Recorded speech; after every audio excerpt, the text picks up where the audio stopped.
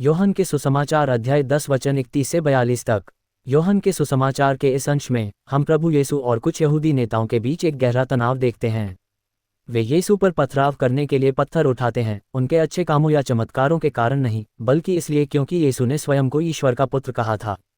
ये प्रसंग हमें दिखाता है कि सत्य को स्वीकार करना कभी कभी कितना कठिन होता है, विशेषकर तब जब वह हमारी स्थापित और कठोर धारणाओं को चुनौती देता है।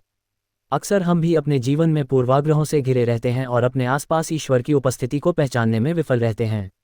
यीशु अपने विरोधियों से एक बहुत ही तार्किक बात कहते हैं, यदि वे उनके शब्दों पर विश्वास नहीं कर सकते तो कम से कम उनके भले कार्यों को देखें। यीशु के कार्य, लोगों को चंगा करना, पीड़ितों को राहत देना और बिना किसी स्वार्थ के प्रेम करना, उनके ईश्वरीय स्वरूप के प्रत्यक्ष प्रमाण थे। ये हमारे लिए भी एक गहरी सीख है। हमारी आस्था केवल हमारे बोले गए शब्दों या रस्मों तक सीमित नहीं रहनी चाहिए।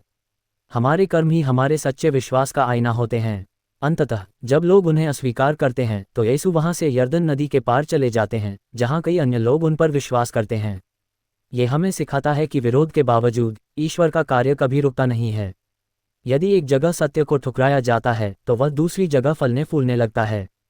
हमें भी अपनी आध्यात्मिक यात्रा में सांसारिक कठिनाइयों से निराश नहीं होना चाहिए, बल्कि निरंतर अच्छे कर्म करते रहना चाहिए।